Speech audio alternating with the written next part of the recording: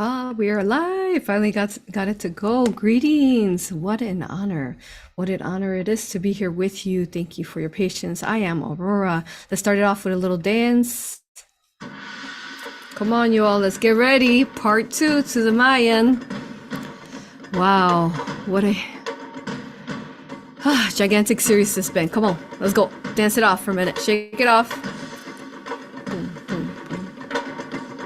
Come on. Get ready.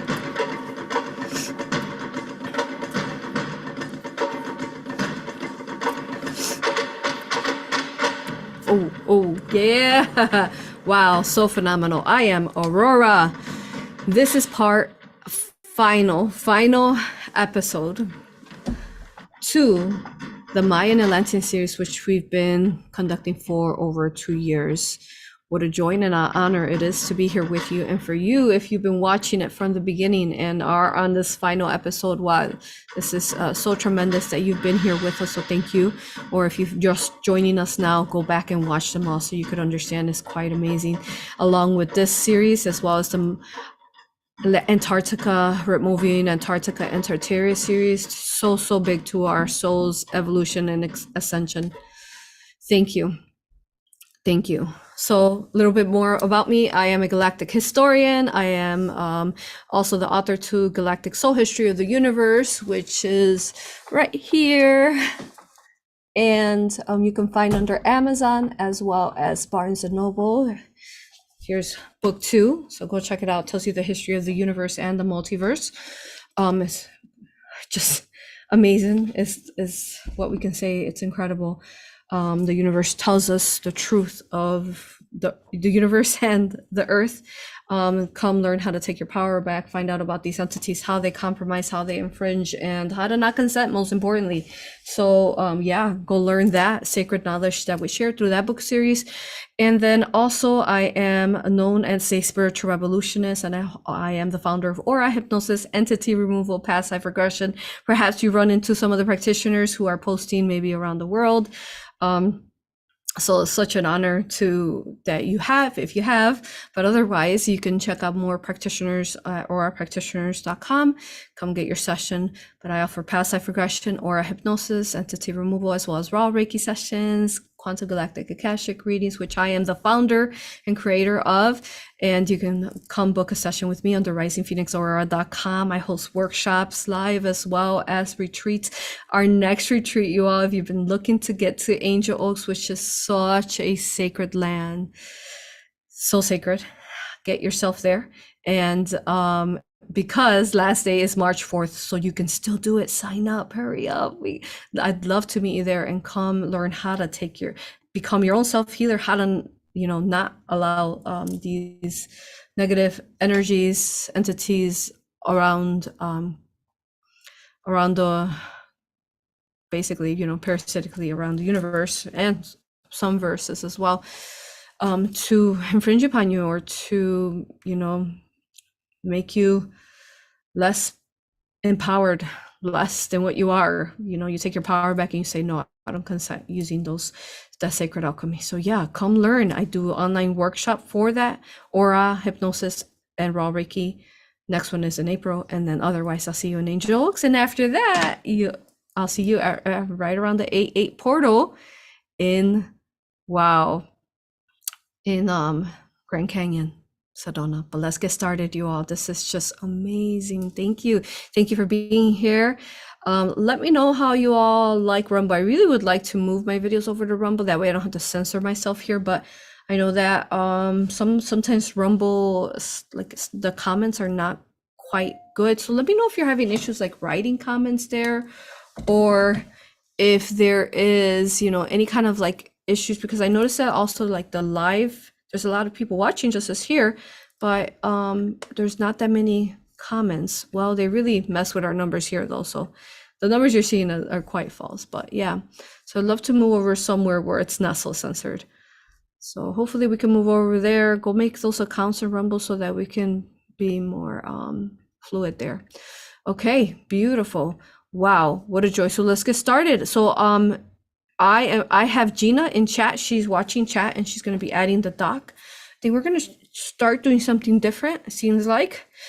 because I think that from here on, I'm going to be channeling, and I'm just going to, I started doing this with the Nikola Tesla videos, which you all have to go when I channel, go see that under Patreon, Rising Phoenix Mystery School. It's a surprise. Well, who we're going to channel. Actually, we're in March 1st. I almost said May 1st because I keep thinking we're May 1st. But because of the Mayans, we're channeling the Mayans. Yes, so we're in March 1st. This month, we're going to channel someone gigantic. So go sign up to that tier and keep watching out for what we're channeling. But the Nikola Tesla, we started doing where I would channel and then I would channel with my eyes open. So we're going to start doing that, I feel, because that's what they're asking for now. So we'll have someone always in chat and they'll keep track of that, and then I'll be talking. So first half I'll be closed eyes in channel, and then I can still open my eyes and channel them telepathically because I don't need to close my eyes. It's just easier to see and sense and pick up on things easier when they channel, and plus easier for them to speak like that. Okay, so let's get started. Here we go. All right. And before we get started, like we always say, we do not consent to you haters and trolls. Keep it. Don't even bother. I am too sovereign. Keep your negative comments, whatever you want, your negative energy. It'll be yours to transmute because I am too sovereign for any of that. Thank you. Let's get started. Okay. I'm going to start taking deep breaths, and I'm going to go in and we'll see where the journey takes us. Wow.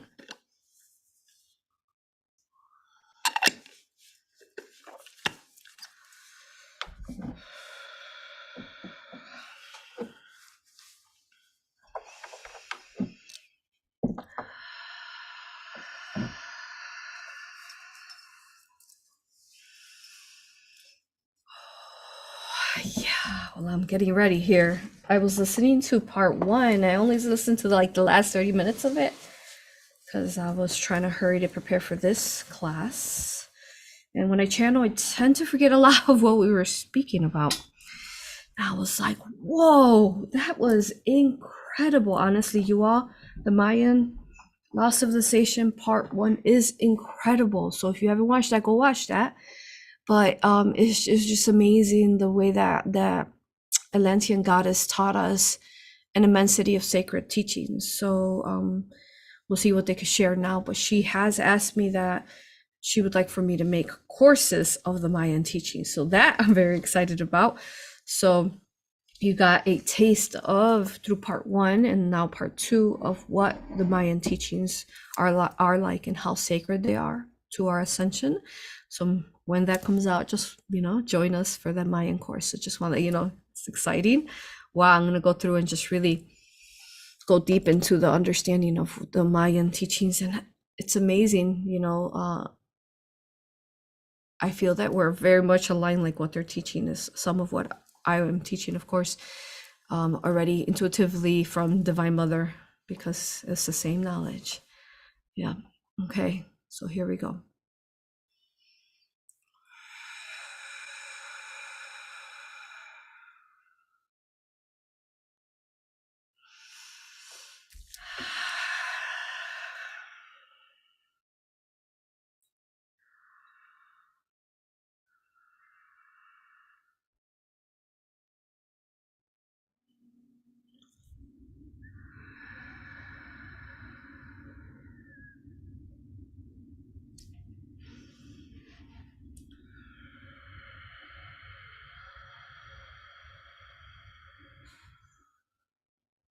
So add your questions in the comments. I'll go ahead and ensure to answer them.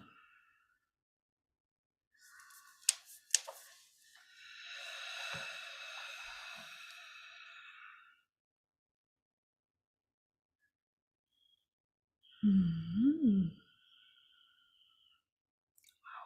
Hmm.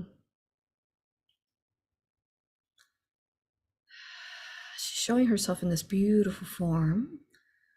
So we are going to continue on from part 1. We're not going to really repeat anything that we said there. If we need to summarize, we will.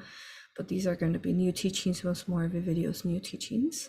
So she presents herself in this beautiful form, and it reminds me so much of when we channeled the Sumerian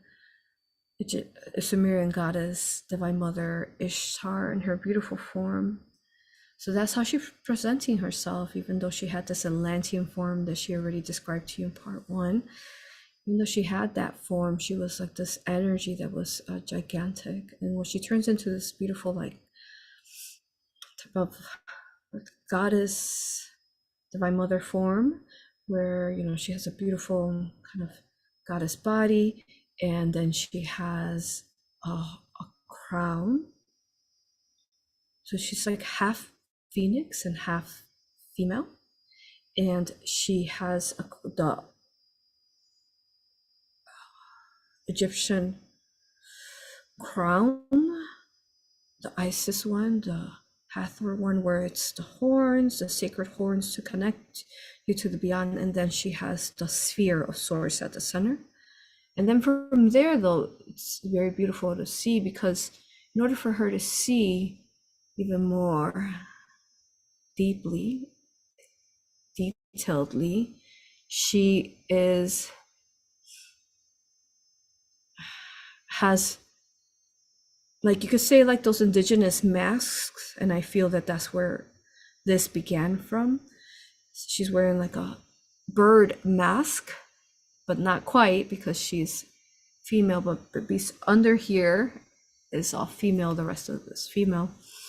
And then this bird, beautiful feathered rainbow crystalline mask that looks like bird eyes, phoenix eyes basically. And then from there, you could say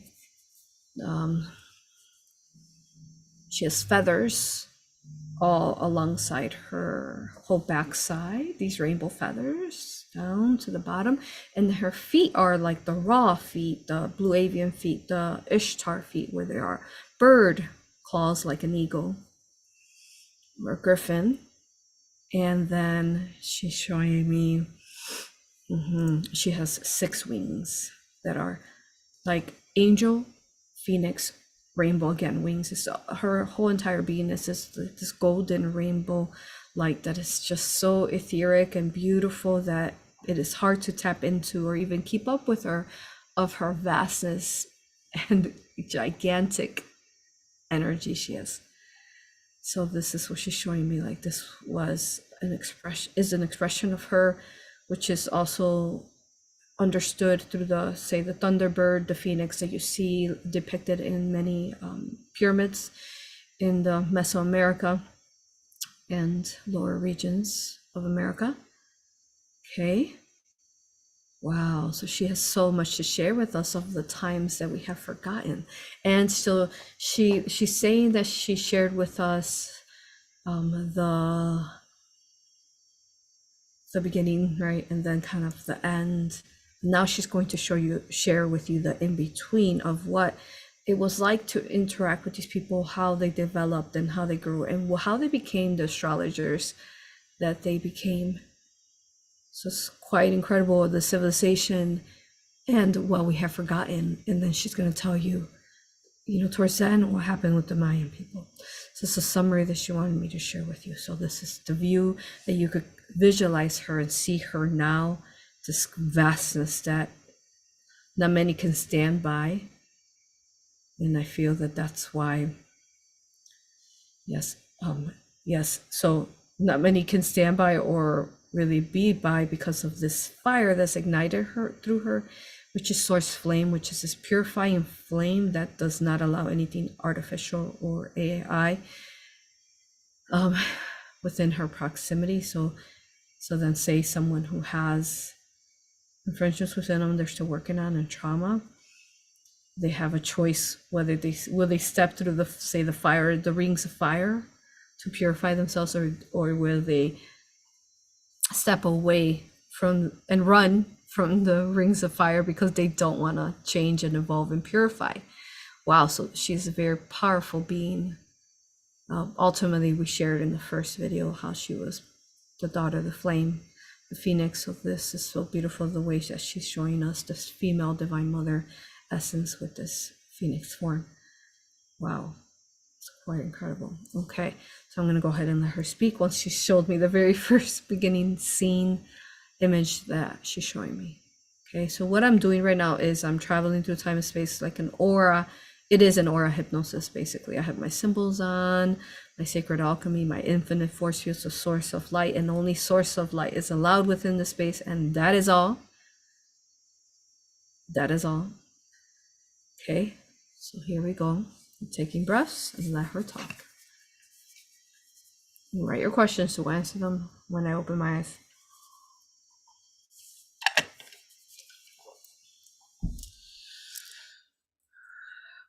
Here we go.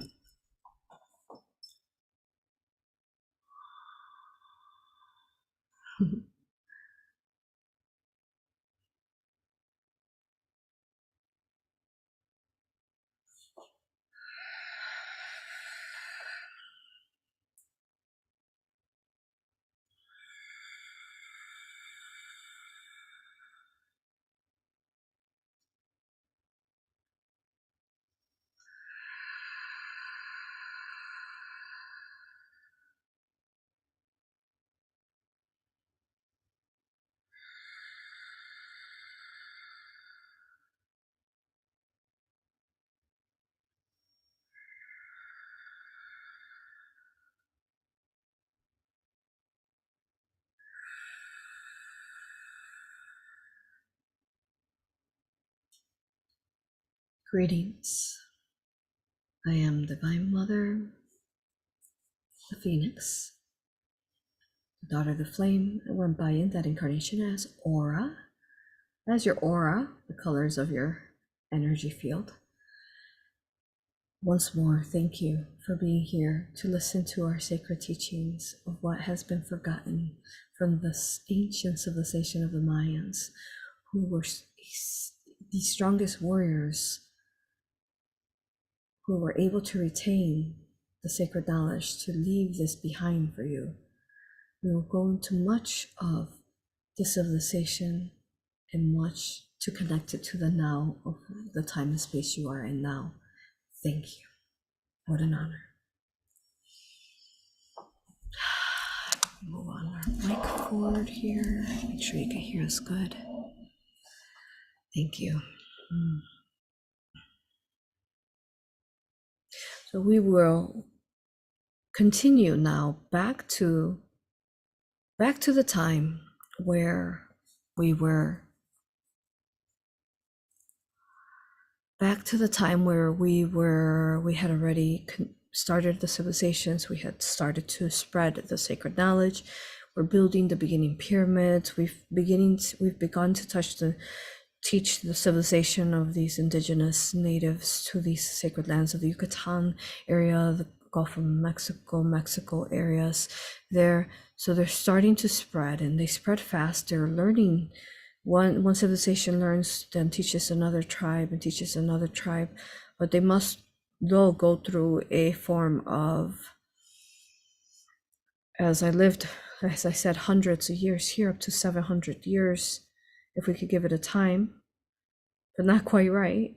However, so more that we would communicate, and perhaps you could say visualize, like say the councils of benevolence, the councils of 12s, the councils of 9s, the councils of 4s, so on and so on. These councils, they started to incarnate. The more that we started to build our lands here on Yucatan, then they started to spread and build. And then you could say, like in your time and space now, star seeds started to be born because we needed more star seeds. So that marked the beginning points of star seeds being born after the trifurcation of the fall of Atlantis. Now these star seeds that were coming in, they would be born into children. And this is one of the reasons why we wanted an image of a beautiful native little child there for you, because that is when the seeding of the star seeds first started anchoring in. Do you understand? So then as they started to anchor in, I and my beautiful twin flame and the councils that we're starting to build that were benevolent, that were not yet doing any of what you're hearing later, perhaps, which we will clarify later on, because we were now, of course, you can't keep complete peace because the virus, as the fall of Atlantis, is spreading and it's everywhere, it's outside. But it was important that we created these cymatic pyramids these constant bells, the frequency that are constantly emitting, even though you can't quite hear it, as we explained in the previous video, these pyramids are constantly emitting a frequency of love light, source of light. So know that you can, at any point, you could actually pick up on the crystalline grid of the pyramids of all of Earth that are constantly going through your ears, and you're like, ow, what is that? You know, some people can feel it painful, or some people are just kind of disturbed by it, but actually there's a frequency network of either angelic tones, light language, source light codes, you know, in combination with the hieroglyphics that have been left through all the civilizations on Earth, in combination with the crop circles, and they unify together and create this quantum field that is emanating out through the pyramids. And then if you are waking up, or you know, are awakened, and you are supposed to be picking up on that frequency when you're earrings, so there's nothing wrong with you. You're meant to listen into the light codes that are coming into your audio, your clairaudience. Okay, now I'm going to be going back and forth to your time and space and our time and space, because I want to connect again, like Aurora told you, bridge in the now to the now that I am currently in, as I'm speaking to you of the me now in this time and space. Okay, so we're looking at maybe about 700 years after the fall of Atlantis, which could also be explained like maybe 1,000 years, but maybe 2,000, maybe 4,000. Honestly, there's so many infinities of timelines that have happened both within this Earth, that also one Earth has parallel Earths within oneself. So it's like an onion. So not quite numbers. However, we do our best to explain to you, because yes, now water.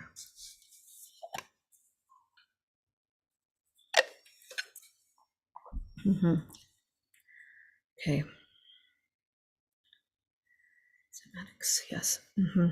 So yes, so we're spreading. You can visualize like how when a tree sprouts and she grows, he or she grows and grows and grows, and he grows their branches, and their trunk gets thicker and bigger, and the roots get longer and stronger and wider.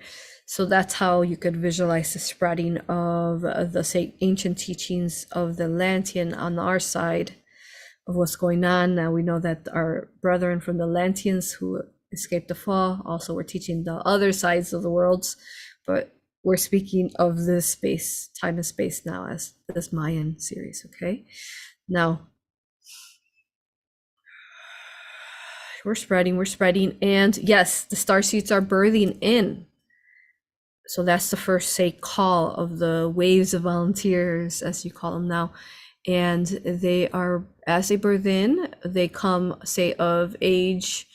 Typically, the year 13 is a very powerful year for every soul on Earth, because it is a coming of abilities, coming of strength, not coming into adulthood. A child would never be an adult at 13. That's just programming. We're talking about coming of in their strongest essence, as they've been 13 years on Earth. Is a very sacred time. When you look at the Mayan teachings, you will see that everything was ran by the number 13, which was accurate. The 13, as Aurora was reading a summary of the Mayans, she realized how much she was teaching already of exactly what we're teaching of in our time and space. Was quite incredible, as these teachings are now being taught through this clear conduit of source of light, so that you're able to then regain the memory of what we were teaching then, of there were original Atlantean divinity love light teachings. Wow, so that is just really, that was an epiphany for her, very exciting. For her to know that that it hasn't been forgotten, basically, is the greatest importance. Always in service to others and never self-gain. That's how I work in my time and space, and this is how AuroRa works in this time and space as well. Never, always in service to others. Everything she does is in service to others, all of it. Service to collective, service to Ascension, all of that. Okay, so this is the way that I was vibrating in this time and space so I can continue to spread. I mean, the mission's a mission. There's nothing else. There's no time for foolishness, ego, self-gain in any service to self. Now you do have to have a quantity of service to self, to assist yourself, for housing and food. We're not talking about that. We're talking about people who are just looking in it for what's in it for me, self-gain. That is very archonic frequency that we do not vibe to. And it is quite a hindrance and annoyance. It deflects out from our energy. So this is the energy to paint you a picture of what the councils were holding the space of, because you can say that their energies, whether here in Egypt, in the Himalayas, wherever they were at, India, so on, they were pushing out, Sumeria, they were pushing out this negativity, service to self, and it wouldn't vibe to them, you could say. So that's what these bells truly are doing. And you've talked about in your the Tartarian bells, what they're doing, but see, they can't fully remove Semitic pyramids, right? There's thousands of them that haven't even been found, that are, covered up by overgrown jungles. They're covered up and you can't see them, and they're constantly vibing out source of light and pushing out the inversions, which then allows basically the star seeds to come in easier. So just like in our time and space. So even though like the AI archon virus was happening, people are turning, allowing their ego to be controlled by the archon, and they're starting to do dark sorcery, all that happened in Atlantis that made it fall. We are holding the space here because the pyramids themselves, to be in alignment with them, they're constantly vibing out and pushing out the inversion. So that's what was really assisting us in the fact that we are still incarnated in this time and space with the people. Eventually we do have to leave, which we'll talk about later, but yes, we set up such a beautiful foundation, and we literally told you piece by piece of what was coming through our pyramids, including some that haven't been found because they're not meant to be found yet, right? Everything happens in divine timing. So back to, yes, so I would go and find them, and never self-gain, never pedestals, never. Okay, so as a teacher, say you could visualize me like an elder that is assisting children, and I would go through and I would find the council members of benevolence, the star seeds that were coming in through the stars themselves, the pyramids that we aligned the constellations to. They literally were starting to be born. It was so incredible. So, and then I would assist them to help them start like giving them tools and teachings and helping them guide them so that they could then become, say, leaders, teachers of their civilization, because we needed the numbers to continue to keep growing. There was already so many. Grow. And once more, like I said in the first video, it was a force field. My force field was so powerful that it would push out any inversions, push them out. Or even people say entities, a lot of what like Yashua would explain to you, how he would use the source of light to push out the illness, the entities, implants, so on, that were the beginning stages of that in our time and space, because the fall had just happened of Atlantis. So therefore we're providing like sacred shielding. The children are learning, to rub their hands together, use force fields around. They're also learning how to connect to the pyramids themselves. And then some of these pyramids that you see stacking up, and there's like an infinity of stairs that you could barely climb up.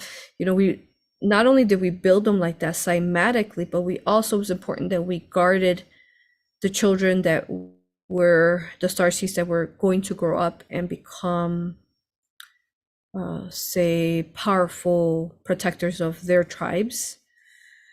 And so we're showing AuroRa how the pyramids were built. Like there's a bigger square here, smaller, right? And at the top there's like a temple too. And there is where the star seeds would sit, and they were taught not to go in their ego, to stay in their heart, stay in your heart, stay in your heart, stay in your heart. Okay, taught to hold that frequency of love. And then, but we know that there was dark stuff happening already in some deep areas, in the jungles, in the caves, and outside areas of the Mesoamerica regions where we still hadn't reached. So they would try to come in, and so for safety for these starseeds who were assisting to hold the source of light, they would be at the very top of these pyramids that would take you literally forever to get up there, because it was a protection for them. So, and then they had appointed guards, or say like how you would see like bodyguards, how you have bodyguards now. And then they would line up and especially protect. So, I mean, by the time a dark person would try to come up those stairs, they'd be like tripping, exhausted by the time they would get up there, and someone would reach them. You understand? So it was a safety. It's kind of like a castle. You build a castle, and you build a castle with like, spears coming out of it, a water full of alligators, and they can't get in, like that.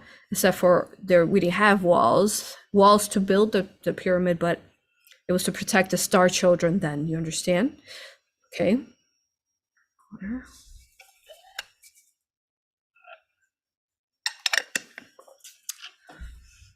It's a little bit like AuroRa's watching her children, the Avatar Aang, which they love that series. They're having a live play of that, and how that Avatar, the Aang Avatar, the last Airbender, and how sacred he is, and say the chosen one. So there's many chosen ones that were being born, star children, that were holding a sacred space, that their mothers were sacredly birthing them into Earth, that were here as, again, council, ascended masters, many beings from starseeds, just like you are now, right? Okay, so this began that for you, that now in the now, for you in the now, which is quite incredible, huh? So we began it for you so that you at this point have accumulated so many star seeds that it's really hard for them to play games with their foolish cabal games, right? Okay. How are we doing? We're doing good. Okay. All right. Now, okay.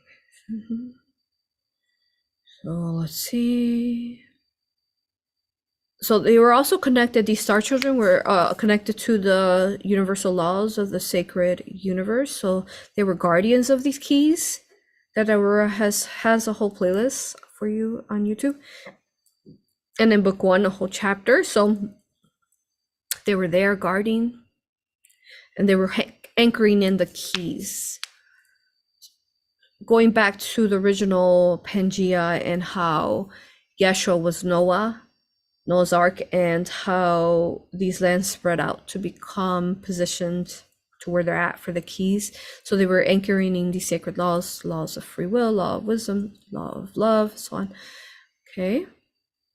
Because, we can't just build the building, right, that holds the construct of the 13 keys and the balance of the universal laws of creation in the universe and onto Earth, if we don't have the people that hold the energy of these sacred laws, that are guardians of these sacred laws.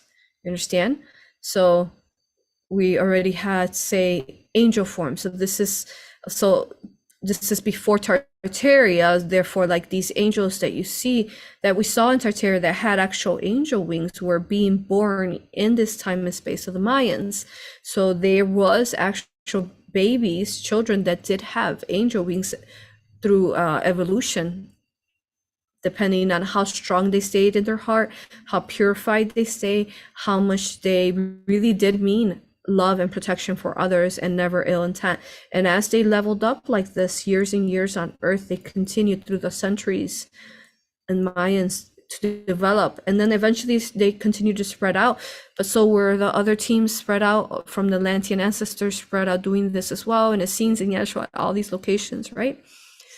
So and then yes, okay, They spread out everywhere. So some of these giants and these angelic beings that you see statues of everywhere. I mean, but they've broken a lot of these statues, but there was really a lot before the fall of Tartaria. Were basically just depictions of actual beings that would fly in the skies. Some of them, as you know, were petrified, actual statues of petrified them when they Tartarian Antarctica series, watch that with the fall of the trees, the gigantic trees that happened there. Okay, so therefore,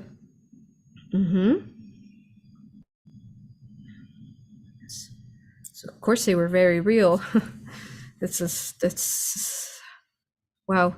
Just looking at the consciousness of our time and space to your consciousness now, and how much programming there is, and wow, you know, it's if you think about it, all this time of this virus to remove you right now, my time and space, to how much the virus spread, but then it's no longer, especially after 12/21/2012 that we left behind for you, which I'm going to go over. However, some of this is too sacred to share with you, so you will have to join the course with AuroRa later when that's put together.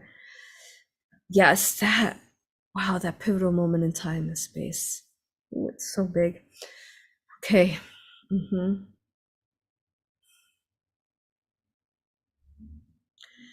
Just back. Let me go back here. Getting ahead of myself. Wow.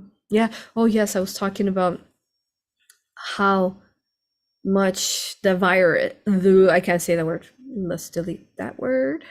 The artificial intelligence thing has spread. Archons have spread on the entire earth. And wow, and the way that it has spread, but then the way that the fire, the source flame, the purifying flames of the flames within you, and the flames within Mother Earth, and the flames within Source, and all these stars that are flames, plasmic flames of creation, have really, they have no power over us or say you in your time and space. They have no power over you. It's only what you allow for them to have power over you. They have none if you don't allow it. Now, let's see what else. Okay. Okay.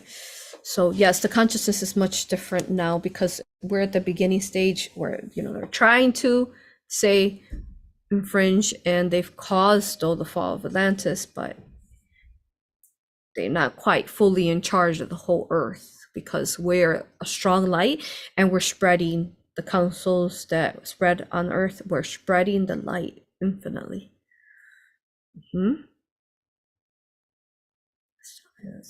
Stop with the hierarchy. I see that hierarchy that you all have on earth. This is just cool. This is all this idealism and all this like righteousness and all this like pedestals and hierarchy. It's just insane to watch it. Remote view it now on your earth, because like someone says, oh, we're in the Council of 12, we're better than you. Oh, we're counseling, you know, I'm an ambassador, you know, like, oh yes, I'm an ambassador of Earth. No one should call themselves an ambassador of Earth. That is actually very amusing that people believe that, for one, and allow your energy to feed that. Don't allow that. That is words that I want to use, like child's play, but honestly, like, children are wiser than that to fall for that kind of stuff. So like these things that people are putting themselves on pedestal, you need to stop doing that. Because in our time and space, we're holding the space and we're not doing that yet in the Mayans. But we know that after we leave, they do get a bit distorted. We'll talk about.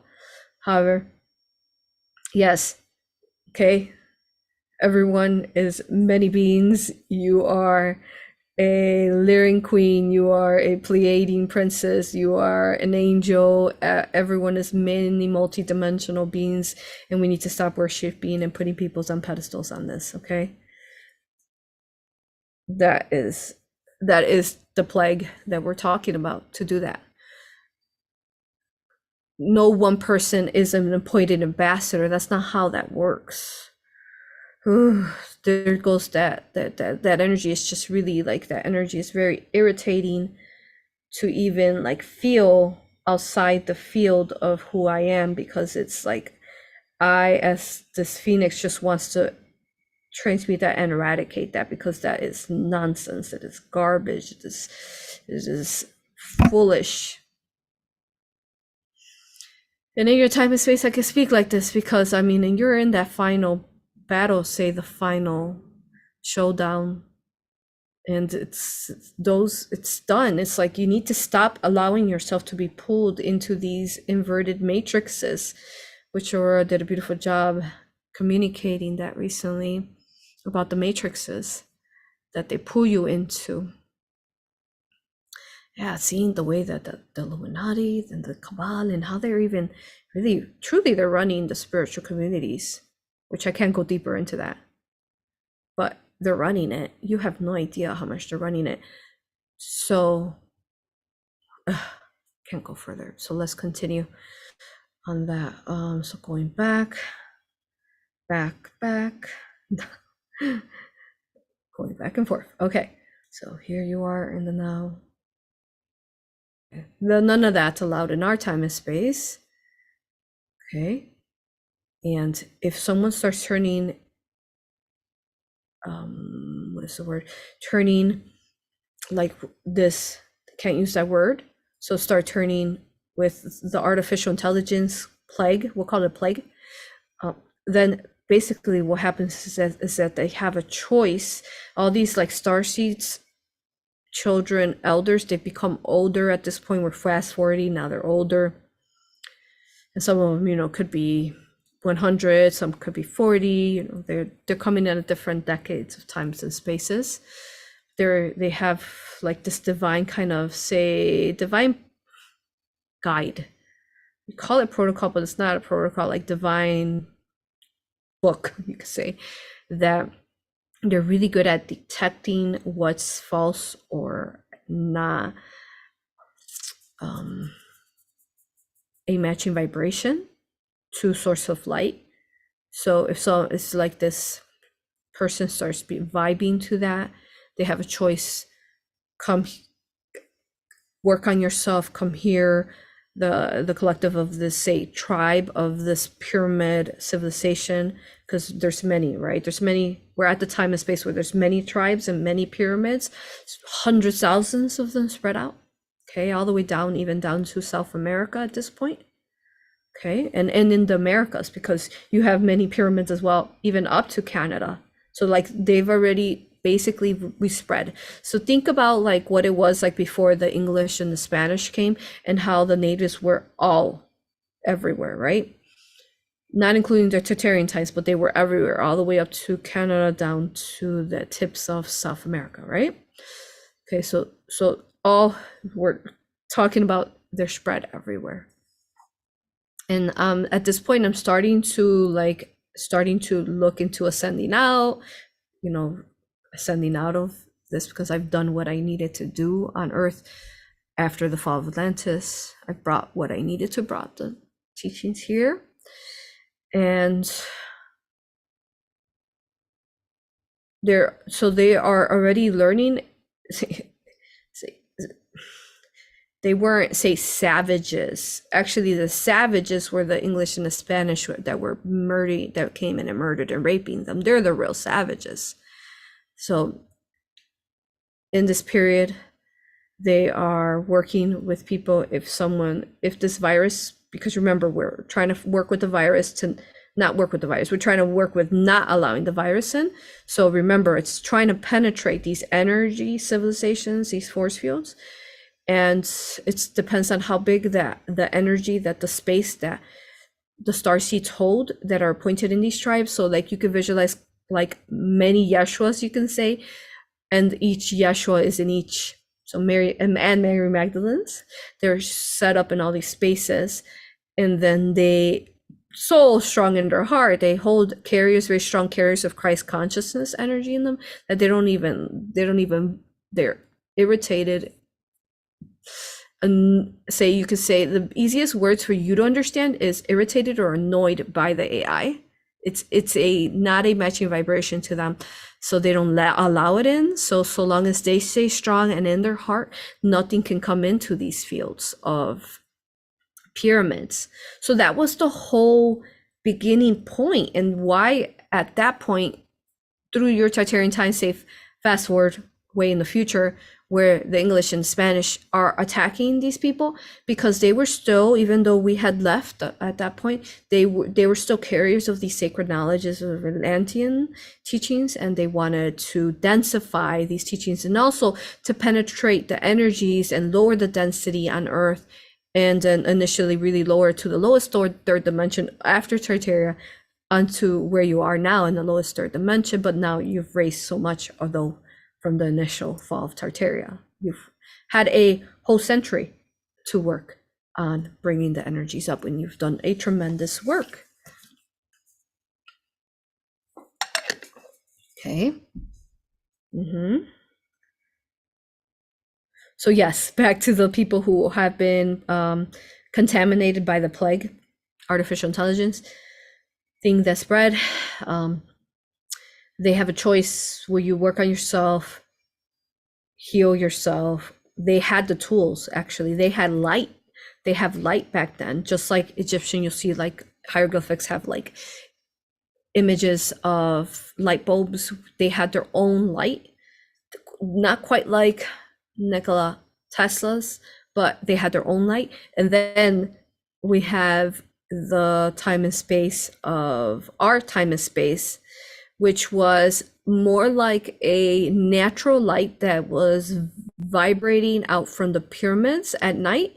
So what we can explain to you is because the star seeds were shielding and emanating so much love light, source of light, so were the people, the children, such a vast amount, right?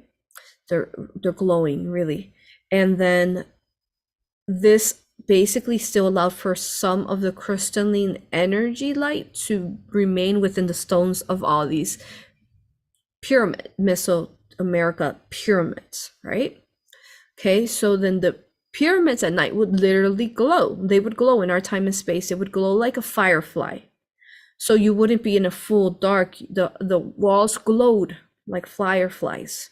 They had this natural chemistry inside of them that would glow. Crystalline chemistry still.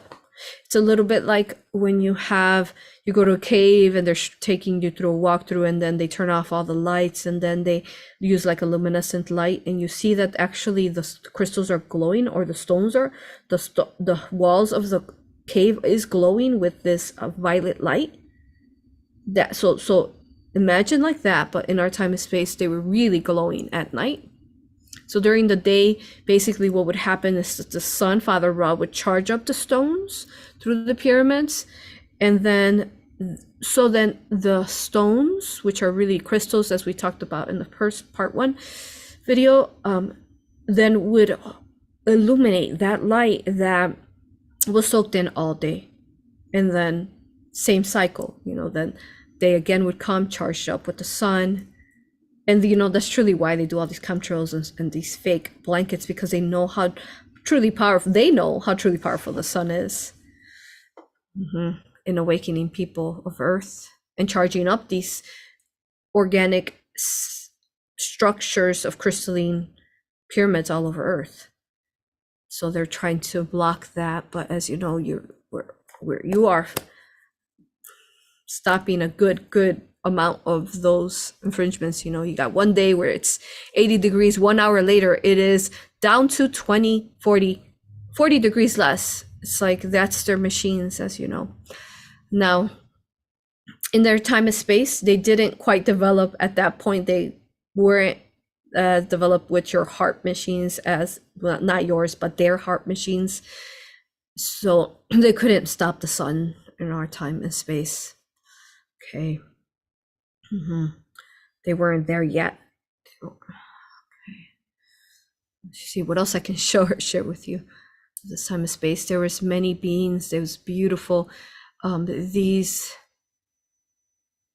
pyramids were portals. So only a matching vibration to source of light would be able to portal in and out. So aliens were coming in through these pyramids, just like say the pyramids of Giza, all these pyramids on the other side of the world. Okay. And there were like actual blue avian beings coming in, say in physical, energetic form, both. There were actual Lyran beings coming in. There were actual, ladybug beings, actual, star beings. Okay, so we're seeing that already, and that's why you also see it in Egypt, these humanoid forms too. Okay, so they were already, say, coming in our time and space and living among us. You will also see in the Mesoamerican hieroglyphics that you will see, like half animal, half human, because they were coming in from the stars, from this very astrology that we were connecting in that energy, and they were portaling in their star constellation energy in. So eventually, as we continue to build these and I'll completely align them to the 88 constellations and on that you see every day, eventually then we started feeling having benevolent source of light beings coming in, and then they started anchoring in some of their basically say energy into the pyramids, so that in your time and space in the future they could be more born like all these constellations that you are from. So they started doing that so that you can now incarnate in a higher quantity, very high quantity, that is unstoppable in your time and space. We know that you're understanding. I know this is very big. Okay, so right. Okay, so let's see what else we want to show here. Okay.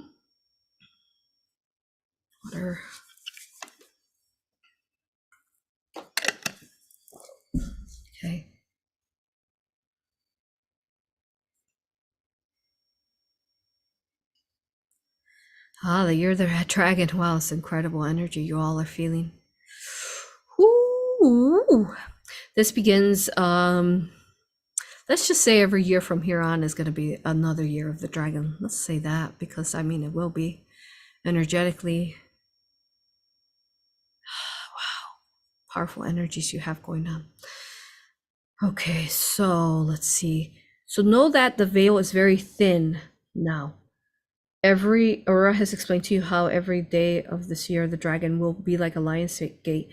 So know that our vast divinity of strength here is being, say, merged, fed into your time and space with source of light, is coming in, and the veil is very thin between our now to your now.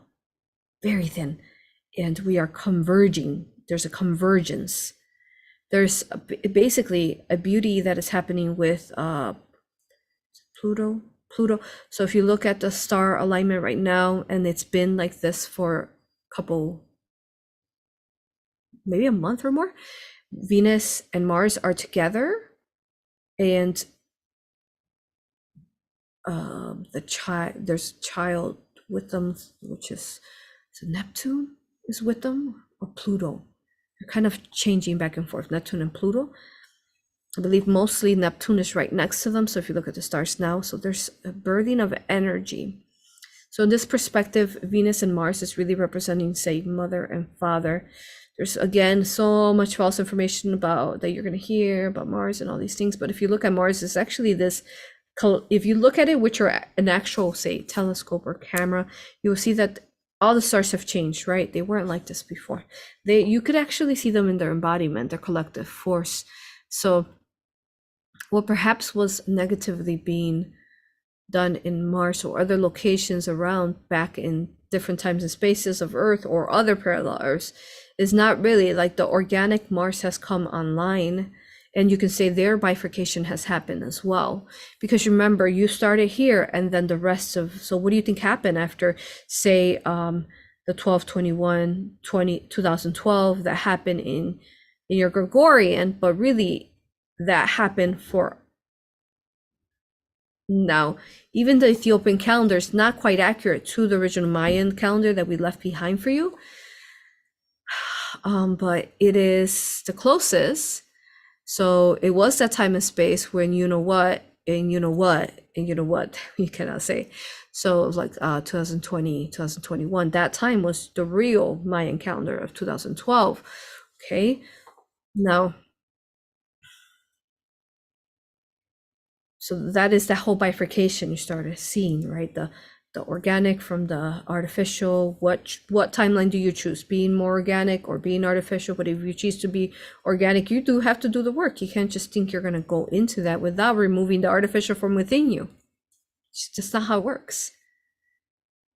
Similar to all the examples I've shown you of these star children that were being born in our time and space. Okay, so let's continue to see what else we have here. Okay,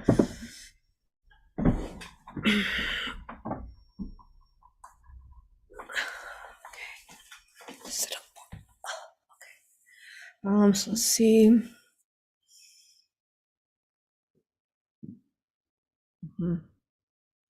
Okay.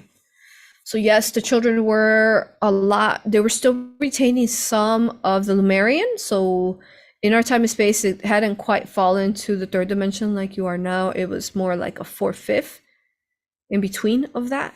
And the children were able to fly. Some could even just float with no, say, angel wings. They could float off using the magnetic fields of the lands. Also, if you look back, you will see that our stone, a lot of them in our, say, what do you call it now? You call it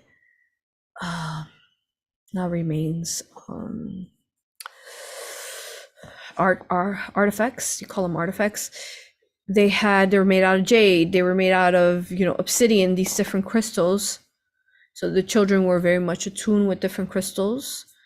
And they knew how to like remote view and find the crystals even beneath them, and like they're so developed, these children, and they would vibrate, especially the hematite in these areas were very important, and they were able to use the combination of these crystals to basically vibrate themselves up and float around, a little bit like, again, the Aang avatar where he uses the air to float himself around. They were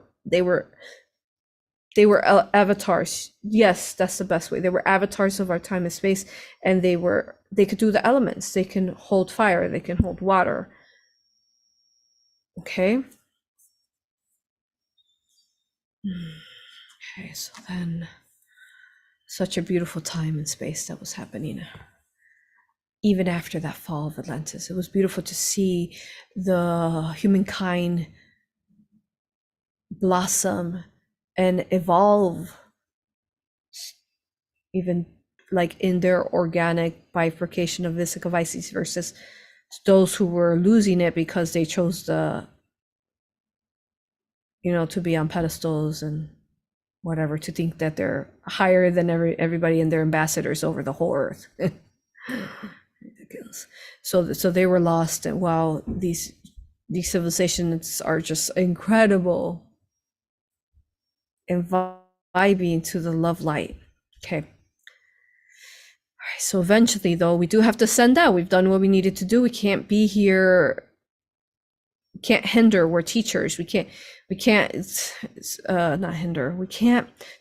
We can never tell you what to do. We could only give you guidance, and even initially we would tell you to go inwards. So we get to that point where they've learned to really find their inner guidance on their own. The civilizations have done amazing and beautiful and gorgeous and just so cute. These little starships are so cute.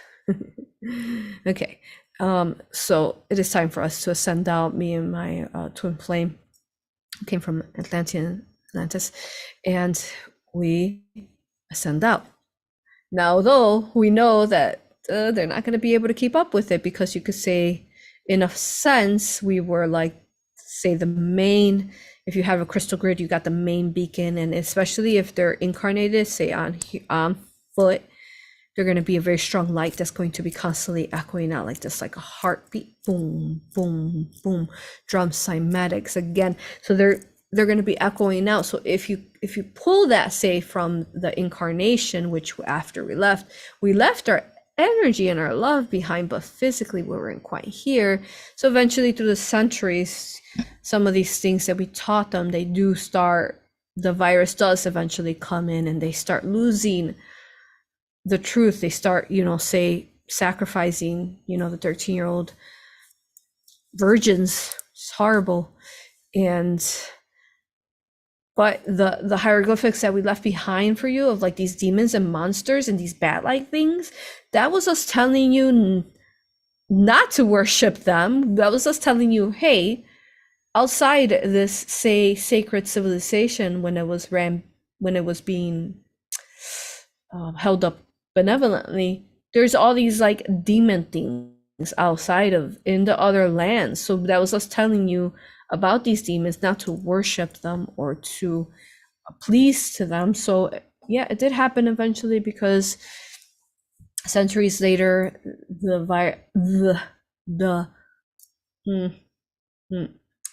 plague keeps spreading, and the plague keeps spreading, and then they start taking over more, right?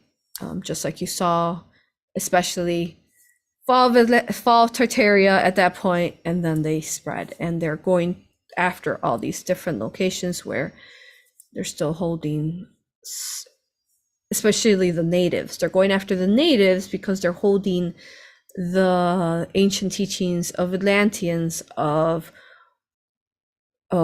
being one with the earth and loving Mother Earth and how she's beautiful and the elements, and to honor, love, and respect everything, never waste, never, take for granted. So to treat Mother Earth like the embodiment she is and the beauty she is. Okay. Water. We knew it was going to happen, but then we also knew that at some point we'd be back in your time and space again, really populated with star seeds after the fall of Tartaria. And I knew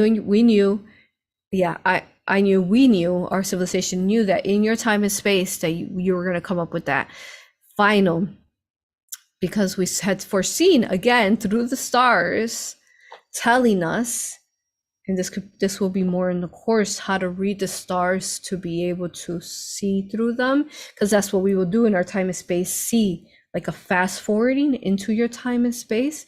Fast forward.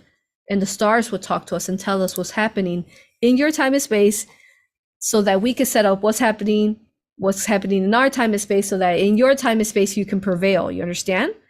So the stars are telling us, these collective consciousness of benevolent beings are telling us what is made out of light, like these stars are, these planets are really just stars, right?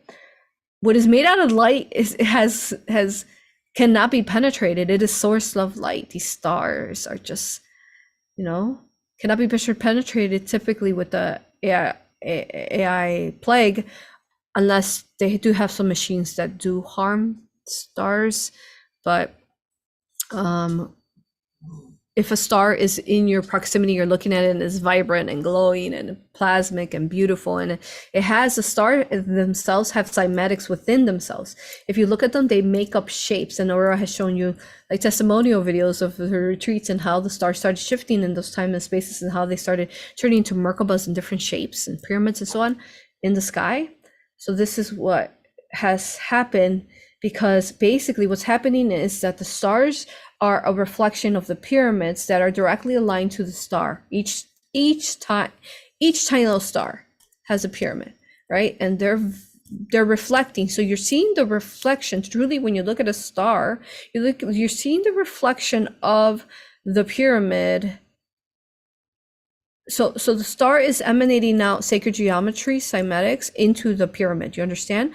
So then the pyramid then is echoing out the cymatics of that star and the different shapes and colors within that star. So this is how important the stars are. Okay.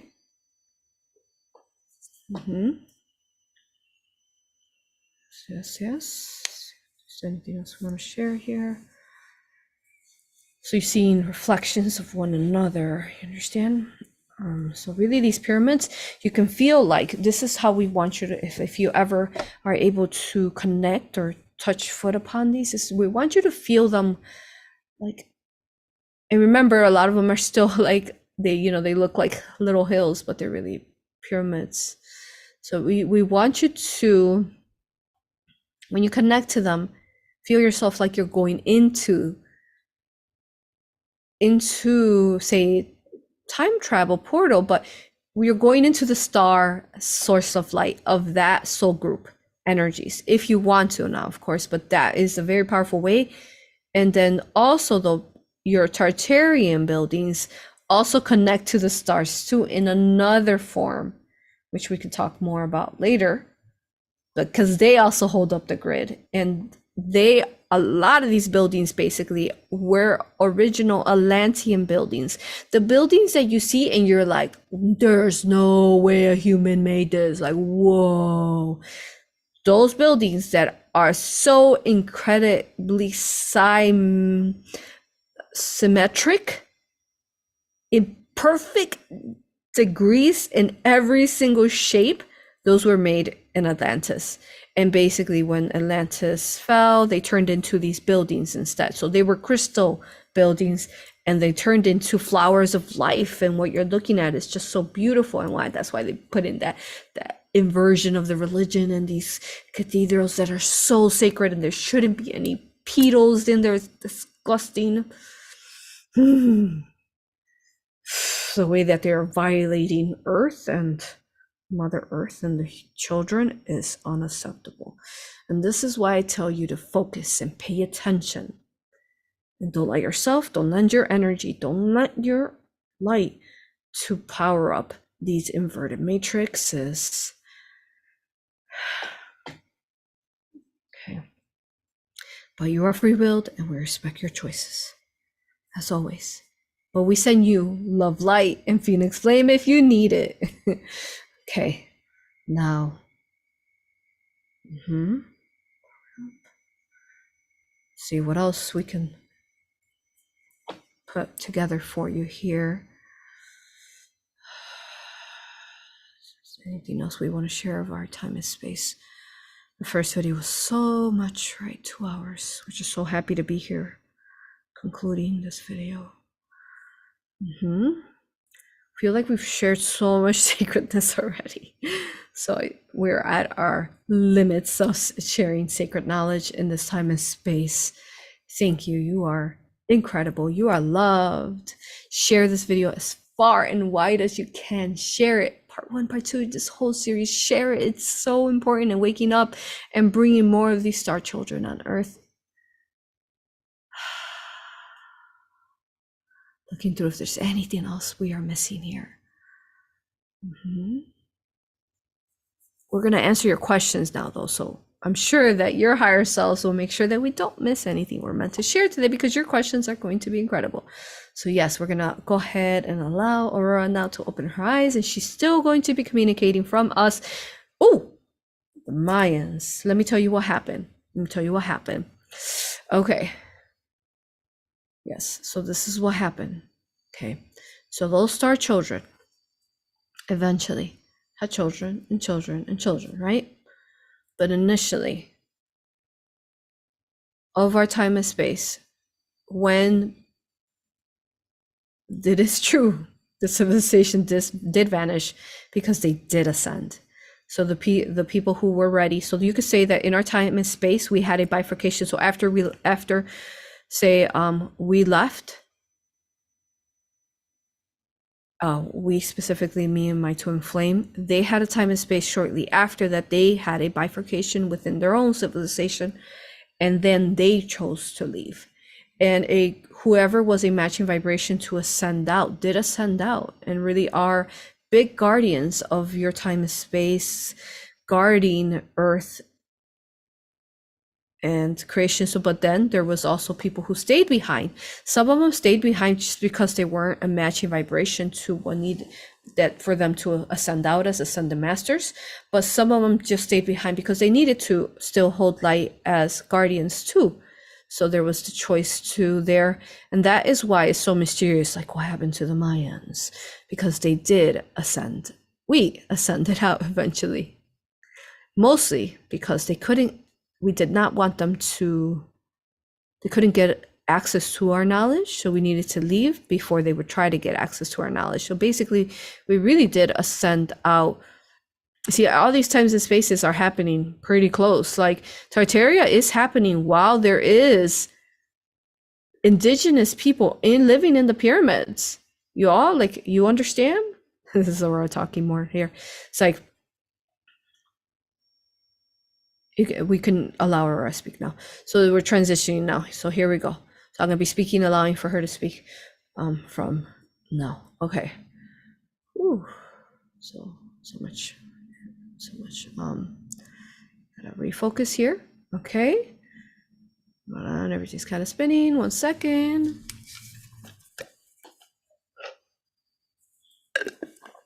The visions, to seeing that time and space is so much more colorful than now. So readjusting to the colors now in my eyes. So where are we? Where was she? Was she talking about? Oh, what was she talking about? Okay, so yeah, she was talking about of the now, right? So wow, shared so much, incredible. Okay, I'm just like, wow, like, okay, I'm trying to come back here to continue this, but then I'm like, it's beautiful to see. Like, I feel that she explained so beautifully what their civilization was, but then we just like, it's a whole nother level, like the way that you saw the children being the future. It's just, oh, there's just such a beautiful feeling to watch them being honored, loved, and respected for who they were, like these beautiful beings that were not, put into programs in schools and forced to, learn these bloody, in many forms satanic type of stories, in whether it's language arts or history. It's like, wow, like what they've done to the children in comparison it's kind of sad to my heart to see the difference that's happened to how the children are being taught now, and how much they're being hindered and oppressed and held back and controlled by these programs of the school system. Their potentials are so much grander than what we're seeing, and yet they still prevail and fight on and don't quit. So I'll send love now, a wave of love to the children of Earth. Sending you love now.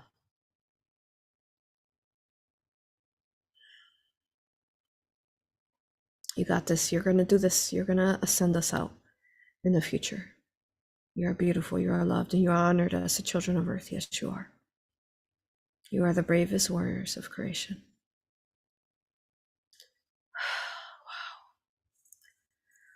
Wow. Okay.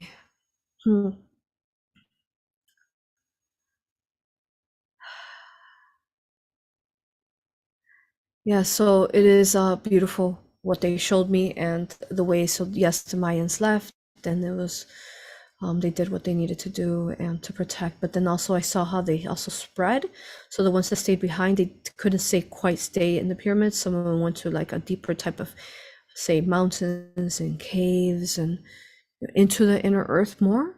Not completely say into the inner earth where, say, Adama and the Garthians are at, but like, yeah, they could go visit there, but then more like staying under the surface of like where there's other worlds within the worlds of beneath the soil of Mother Earth, where there's other worlds really, where the worlds of the roots of the trees they were at. And till then, Tartaria happens, and then they start targeting. You've watched the Tartaria series to understand how they start then targeting the indigenous, and then initially, then they also start targeting the trees and the magical beings, the angels, dragons, all that. Okay, wow. All right, so I'm going to go ahead and take your questions now. So let's see what we have here. Oh, it's 224.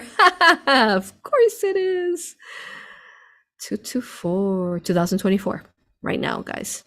In Central Time, aligning to the pyramids, right? Of the sun and the moon and all the other pyramids. Wow. Okay, so let's go. Let's see what questions we can answer, at least 10 more minutes. But otherwise, join me for the Mayan course, which is going to be found under Rising Phoenix Mystery School, Patreon Taught Live. Okay, so let's go learn through that course how we can use those teachings now. Okay, questions to be answered. All right, so the first question is, are there names we would know you as? Probably the easiest one would be Ixchel, but honestly, you look at all those like different Mayan gods and goddesses, there's so many, right? And basically they weren't gods and goddesses. I mean, I guess you can call them that, but they were the star seeds that that we were talking about. Oh, genius. That's who they were. They were guardians assisting the children. Yeah. Wow, the children assisting us to not fully fall apart in the bifurcation that began in the fall of Atlantis. Thank you, star children. Okay, next one is, as when the 12 elders of Atlantis spread out in the lands like Isis did in Egypt, could you tell us about the two that landed in the Yucatan Peninsula? Yes, I did tell you about them. So yes, so yeah, you got to hear more about them. So what else you want to know about them? I mean, we talked about how, you know, the twin flame was Divine Father 4, Archangel 4, which is basically Michael and Prince of Light, Archangel Michael. Okay. Just really assisting to anchor in the Divine Mother Father energies onto Earth. And of course, who better to do this than they were the elders of the councils, right, of Atlantean that decided to come over here to bridge in all these pyramids on this side. So that's who they were. And I mean, we would need Divine Father and Divine Mother bridging in those energies into the pyramids, because if you carry strong, like many of you carry Divine Mother and Father fractals or essences within you, but ultimately we're all, you know, we're all souls of Father and Mother, right? So we all are, but some people carry more higher percentages of Divine Mother and Father, depending on how much work you've done, how much you really are growing, and so on. And the fact that you don't put yourself on a pedestal and think you're some kind of, you know, tyranny over others in a supposedly spiritual way. Ridiculous. So long as you're not doing that, then you will really truly grow. Otherwise, you are vibrating to the archonic matrix, which we got no time for. So let's see. Yeah, so so in order, basically what I'm seeing is that in order for that time and space, they needed to have Father and Mother basically birthing in the children, right? Just like Source of Light births out children, and boop, boop, boop, they keep popping out, right? Of Source plasmic flame, and they keep popping out all these fractals and beautiful souls and infinity, right? So then they had to do that same thing here through the pyramids. Excuse me. And that's why all the pyramids basically represent the crystalline grid.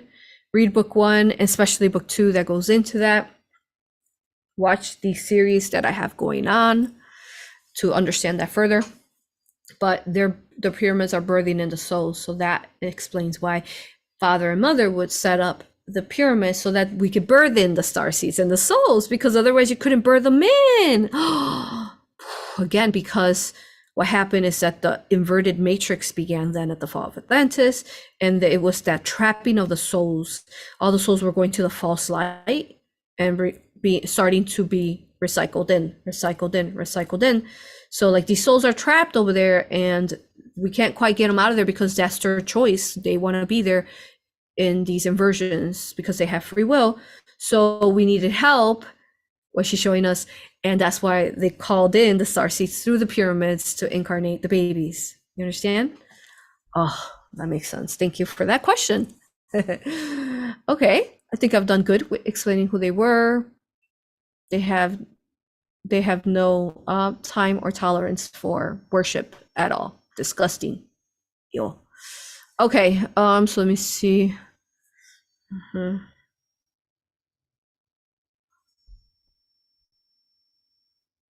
Yeah, you mentioned bringing teachings here. Could you please share with us some of the teachings? Oh yeah, I've already shared tons of them, right? Okay, so what else? Did these travelers build all the pyramids in their timeline? Yeah, they did. Everywhere. Okay.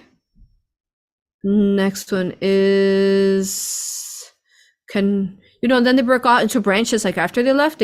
So basically you could say all indigenous beings came from the Mayans originally.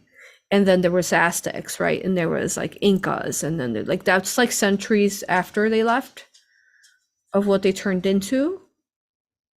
And then those were the tribes that came after. Yeah. And then with that, the tribes started fighting against each other because, the plague was spreading. Okay. Can we still portal out of the pyramids in this time and space? Yes, you can. But you would have to be vibing incredibly high to source of light, and you couldn't have any entities, no inversions, no self-gain in you, like you're just vibing to love. And then the love frequency that you would vibe to would actually, then you could portal out. And I know because in book 2 you're gonna read about it, I did leave out from a portal physically and came back an hour later, and you can read about it in book 2. Okay, so I know it's possible because I've done it. But you have to be, again, very pure. No ego whatsoever, just love. So what is the meaning of the sacred spiral in the Mayans? Oh, the sacred spiral. I mean, goodness, thank you for your questions.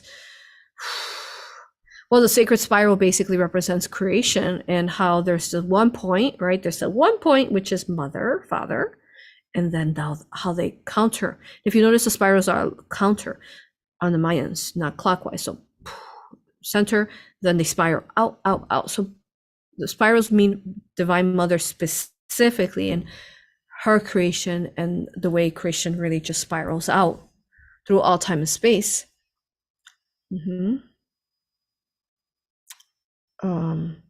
Basically it represents creation and the way that it echoes out and just keeps ripples out, and the spiral can be never ending, truly. Next question is, with the fall of Atlantis, some of you went to Egypt and you went to Yucatan. Was there any traveling and exchange happening between Egypt and Yucatan? I think, oh yes, eventually yes, you're right. Good question, you saw that. So eventually yes, I see kind of like the Egyptian tribe kind of coming over and check us out. We didn't quite leave here because we couldn't, like there was so much going on here. But yeah, but not too much, maybe like once or twice. But otherwise, remember, we were telepathically linked, so we could just kind of communicate, without needing to see each other. Okay. What else? Oh, was there a Black Panther good in the Mayans? Oh my God, y'all. There's going to be a video I'm going to be sharing this month when I come back. Oh, because by the way, I'm going to host 2 retreats back to back. Come join me in Angel Oak, South Carolina, you all. Still spots available. When I come back in a couple weeks, so I'll be here, I think, for like 2 Fridays in a row. We'll see if I'm able to share this video. But I'm going to talk to you about the civilization that I ran into that I think wants to talk, that are related to the Black Panther kind of information, and we will talk about them later. Okay, so great question. You're already in tune with that. Look at you. You're ahead. You're ahead already. Okay. So let's see. What else? So I'm going to need a whole episode for that to explain that to you. That in Africa happening. Okay. I'm excited to go to Africa next. Okay. Is Kokotan closely related to Tahuti and Buddha? Yes.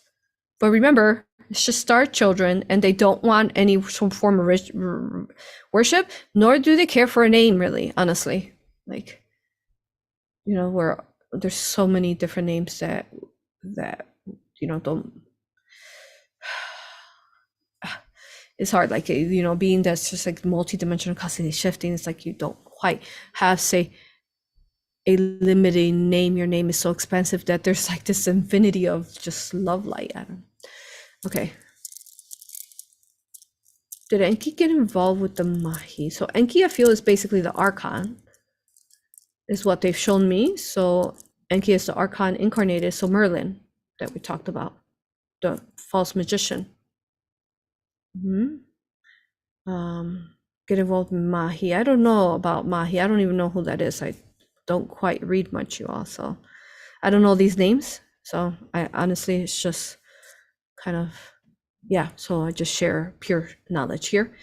What I read is just like a quick little thing if I need to, and that's it. Otherwise, I just let it channel because I'm connecting to the aura hypnosis that I put myself in, and I'm communicating what they're telling me. Okay. So let me see the divine, the source of light. Okay. So yeah, that's who Enki is. The archon. So what can you share about the central race? Any connection to the Ra collective? Thank you, Divine Mother. So yeah, so definitely Ra. There was like Ra star children being born.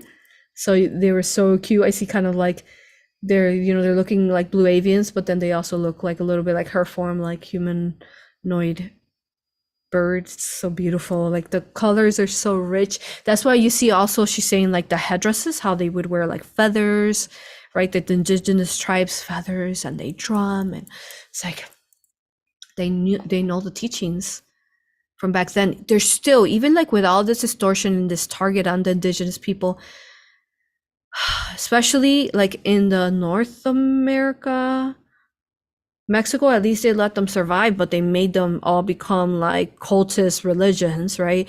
And then they unfortunately like just raped their children. It's so horrible, and made them become Catholics or whatever, Christianity. But like we're talking about like the Americas, they wiped them out, So there's so much trauma here that needs to be healed in the lands of the Americas because of all those indigenous tribes that were abused, raped, and killed, murdered like that. But there's still some, but not in the ways that they were. Wow. Yeah, so back to, yes, there was Ra Collective, yeah, divinities already being born here on Earth. So the Ra Collective is just basically another form, kind of like a Christ consciousness, but then there's the Ra, like that, like another soul group of infinite souls within that Ra. But we've channeled the Ra before. Okay, we're gonna answer all your questions. Here we go, we're almost done. Someone's asking, is there anything we should know regarding the 13-month calendar? Absolutely. I'm going to really explain that in the course that I'll be teaching in the future, hopefully in the next couple months, for you all. And just that we want to be vibing to technically the ways that the Mayans did it. And you're going to read different books, but the accurate information is that there was